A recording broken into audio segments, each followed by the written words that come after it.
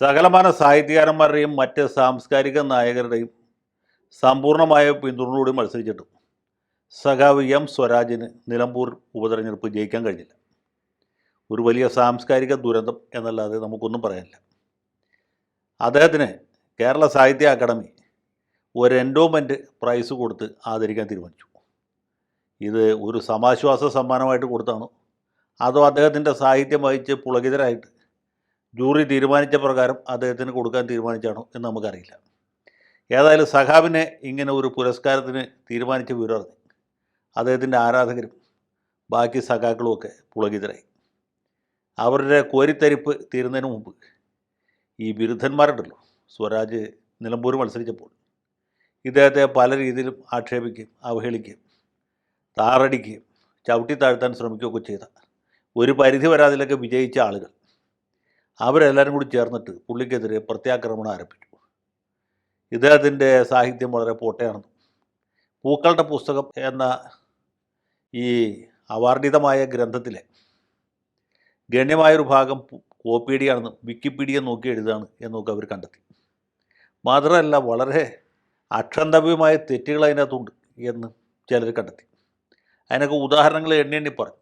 ഒരു ചിന്തകൻ പറഞ്ഞത് ഇത് സ്വരാജ് സഖാവ് എഴുതിയതാവാൻ സാധ്യതയില്ല. കാരണം സ്വരാജിനെ പോലെ ബുദ്ധിമാനായ പ്രതിഭാശാലിയായ ഒരു സഖാവിന് ഇത്രയധികം വിഡിത്തങ്ങൾ എഴുതാൻ പറ്റുകയില്ല. ഇത് അദ്ദേഹത്തിൻ്റെ പേര് വെച്ച് വേറെ ഏതോ കുബുദ്ധി എഴുതി പ്രസിദ്ധീകരിച്ചതാകാൻ സാധ്യതയുണ്ട്. ഏതാണ്ട് ചിന്താ ജെറോമിൻ്റെ ഡോക്ടറൽ പ്രബന്ധം പോലെ എന്തോ ആണ് ഇദ്ദേഹത്തിൻ്റെ ഈ പൂക്കളുടെ പുസ്തകം എന്നാണ്. അതിന് ഉദാഹരണങ്ങളൊക്കെ എണ്ണിപ്പോൾ ഈ തമിഴ്നാട്ടിലെ വിമോചന പുലികളുടെ ഒരു ദേശീയ പുഷ്പമുണ്ട്. അതേക്കുറിച്ച് എഴുതിയിട്ടുള്ള ലേഖനത്തിൽ ഇതുപോലുള്ള ചില തെറ്റുകൾ സംഭവിച്ചിട്ടുണ്ട്. സാഗർ അലിയാസ് ജാക്കി എന്ന് പറഞ്ഞ പോലെ ഒരു നേതാവിൻ്റെ പേര് എഴുതിയപ്പോൾ ഏലിയാസ് എന്ന് ചേർത്തു. അപ്പോൾ ഇയാൾ ഈ കോതമംഗലത്തോ പിറവത്തോ ഉള്ള ഏതോ യാക്കോവായക്കാരനാണ് എന്ന് വായിക്കുന്നവർ തെറ്റിദ്ധരിക്കും എന്ന രീതിയിലാണ് ഈ വിമർശകന്മാർ പറയുന്നത്. അതുപോലെ മറ്റൊരുപാട് തെറ്റുകൾ ആളുകൾ ചൂണ്ടിക്കാണിച്ചിട്ടുണ്ട്. തെറ്റില്ലാത്ത ഏത് പുസ്തകമുള്ളത്? ടോൾസ്റ്റോയുടെ വാർ ആൻഡ് പീസിൽ വരെ തെറ്റുകളുണ്ട്. അതൊക്കെ ആൾക്കാർ ചൂണ്ടിക്കാണിച്ചിട്ടുമുണ്ട്. അതിലൊന്നും ഒരു തെറ്റുമില്ല. തെറ്റുകൾ വരുന്നതിന് എന്തിനു വേണ്ടിയിട്ടാണ്? സൂക്ഷ്മമായി വായിക്കുന്ന ആളുകൾക്ക് അത് ചൂണ്ടിക്കാണിക്കാനും തിരുത്താനും വേണ്ടിയിട്ടാണ്. സ്വരാജ് ഈ തെറ്റുകളൊക്കെ തിരുത്തി അടുത്ത പതിപ്പ് ഒരു മധുരമനോഹരമായ ഒരു പതിപ്പായിട്ട് പ്രസിദ്ധീകരിക്കും. അതിന് വേണ്ടിയിട്ടാണ്. അതിന് ഈ രീതിയിൽ രോഷം കൊള്ളേണ്ട ആവശ്യമൊന്നുമില്ല. ഒരു മാർക്സിസ്റ്റ് പാർട്ടി നേതാവായി പോയി എന്ന് കരുതി, അല്ലെങ്കിൽ പാർട്ടിയുടെ സംസ്ഥാന സെക്രട്ടേറിയറ്റ് അംഗമാണ് എന്ന കാരണത്തിൽ അദ്ദേഹത്തെ ഇങ്ങനെ ആക്ഷേപിക്കുന്നത് അവഹേളിക്കുന്നത് ശരിയല്ല എന്നാണ് എൻ്റെ ഒരു അഭിപ്രായം.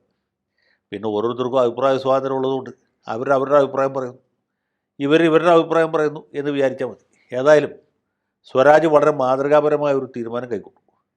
അദ്ദേഹം പാർട്ടി സംസ്ഥാന കമ്മിറ്റിയിൽ പങ്കെടുത്തുകൊണ്ടിരിക്കുമ്പോഴാണ് ഈ അവാർഡ് പ്രഖ്യാപനം വന്നത്. പുള്ളി ആ സമയത്ത് വിവരം അറിഞ്ഞില്ല. സംസ്ഥാന കമ്മിറ്റി എന്ന് വെച്ചാൽ നമുക്കറിയാമല്ലോ, രാജ്യത്തിൻ്റെ ഭരണം സ്തുത്യർഹമായ രീതിയിൽ നടത്താനും ഈ ലോകത്തെ ഗ്രസിക്കുന്ന സാമ്രാജ്യത്വത്തിൻ്റെയും ഫാസിസത്തിൻ്റെയൊക്കെ വിപത്തുകൾ ഉച്ചാടനം ചെയ്യാനും വേണ്ടിയിട്ടുള്ള ഒരു മഹാസമിതിയാണ്. അതിനിടയിലാണ് ഈ 5 കാശിന് വിലയില്ലാത്ത സാഹിത്യ അക്കാദമിയുടെ എൻഡോമെൻറ്റ് പ്രൈസ്. അപ്പോൾ ഇത് പുറത്തിറങ്ങിയപ്പോഴാണ് പുള്ളി അറിഞ്ഞിങ്ങനെ ഒരു സംഭവം ഉണ്ടായിരുന്നത്. അദ്ദേഹം അപ്പം തന്നെ നല്ലവരായ നാട്ടുകാരെ ഒരു വിവരം അറിയിച്ചു.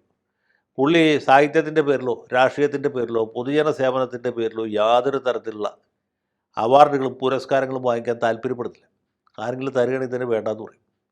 പുള്ളി പണ്ട് തന്നെ പറഞ്ഞിട്ടുണ്ട്, മുൻകൂറായിട്ട് പറഞ്ഞിട്ടുണ്ട്, എനിക്ക് അവാർഡ് തരല്ലേ, ഞാൻ ഈ തരം നിങ്ങൾ വിചാരിക്കുന്ന പോലത്തെ ഒരാളല്ല, ഞാൻ പ്രഭാവർമ്മയ്ക്ക് പഠിക്കുന്ന വ്യക്തിയല്ല, എൻ്റെ നേതാവ് EMS നമ്പൂരിപ്പാടിന് പണ്ട് നരസിംഹറാവു പത്മവിഭൂഷൺ കൊടുക്കാം എന്ന് പറഞ്ഞപ്പോൾ പുള്ളി അത് വേണ്ടാന്ന് പറഞ്ഞു.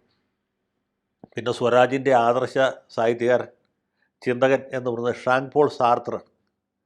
സാർത്തറിന് നൊബൽ പ്രൈസ് കൊടുത്തപ്പോൾ അദ്ദേഹം അത് നിരാകരിച്ചു. ഈ നൊബൽ സാഹിത്യ സമ്മാനത്തിൻ്റെ ചരിത്രത്തിൽ ഇത് നിരാകരിച്ച ഒരു ഒറ്റ ആളുണ്ടല്ലോ, സാർത്തർ. ഇത് ബെർണാഡ് ഷായും കൈനീട്ടി മേടിച്ചു, സോൾബെല്ലോയും കൈനീട്ടി വാങ്ങിച്ചു. മറ്റ് സാഹിത്യകാരന്മാരും പറയാനുമില്ല, രവീന്ദ്രനാഥ് ടാഗോർ അടക്കം. ഇത് കിട്ടിയവരാരും വേണ്ടെന്ന് പറഞ്ഞിട്ടില്ല. വിൻസ്റ്റൺ ചർച്ചിലും വാങ്ങിച്ചു. അപ്പോൾ അങ്ങനെയുള്ള ഒരു പുരസ്കാരം വേണ്ട എന്ന് പറഞ്ഞെങ്കിൽ ഒരു തന്നിടം വേണമല്ലോ.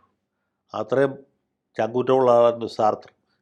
അപ്പോൾ ഈ സാർത്തറിൻ്റെ ഒരു നിലമ്പൂർ എഡീഷനാണ് നമ്മുടെ സഖാവ് എം സ്വരാജ് എന്ന് പറയാനായിട്ട് എനിക്ക് യാതൊരു മടിയുമില്ല. അതിനുശേഷം അദ്ദേഹത്തെ ആളുകൾ പരിഹസിക്കുകയാണ്. ഇദ്ദേഹം പുസ്തകം അയച്ചിട്ടല്ലേ സാഹിത്യ അക്കാദമി പരിശോധിച്ചത്.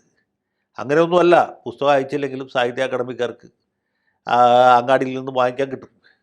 ഇത് രഹസ്യരേഖയൊന്നുമല്ലല്ലോ. DC ബുക്സിൻ്റെ എല്ലാ ശാഖകളിലും വിൽക്കാൻ പറ്റിയിട്ടുള്ള ഒരു സാധനമാണ് പൂക്കളുടെ പുസ്തകം എന്ന് പേര് കേട്ടാൽ തന്നെ ആർക്കാണ് ഒരു ഇമ്പം തോന്നാത്തത്? അത് വായിച്ചു നോക്കിയാൽ ആരുടെ തുല്യമായ ഹൃദയമാണ് അലിഞ്ഞു പോകാത്തത്? ഏത് ഹൃദയത്തിലാണ് അതിൻ്റെ സുഗന്ധം വീശാതെയുള്ളത്? അപ്പോൾ അങ്ങനൊരു പുസ്തകത്തിന് എന്താണ് ഈ എൻഡോമെൻറ്റ് പ്രൈസ് അല്ല കൊടുക്കേണ്ടത്. അതിനേക്കാളൊക്കെ ഉത്കൃഷ്ടമായ മറ്റെന്തെങ്കിലും പുരസ്കാരമാണ് കിട്ടേണ്ടത്. അത് അദ്ദേഹത്തിന് കിട്ടിയില്ല എന്ന് മാത്രമല്ല, ഒരു എൻഡോമെൻറ്റ് പ്രൈസ് കൊടുത്ത് ഈ മഹാസാഹിത്യകാരനെ താഴ്ത്തി കെട്ടാനാണ് സാഹിത്യ അക്കാദമി ശ്രമിച്ചത്.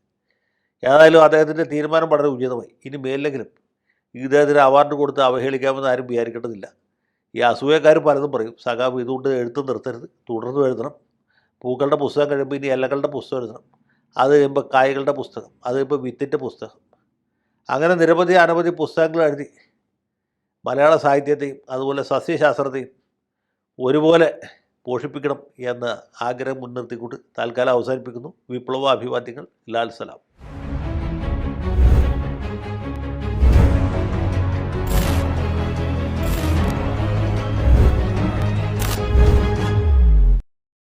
കൂടുതൽ വാർത്തകളും വിശേഷങ്ങളും നിങ്ങളിലേക്ക് എത്താൻ ABC മലയാളം സബ്സ്ക്രൈബ് ചെയ്യുക, ബെൽ ബട്ടണും അമർത്തുക.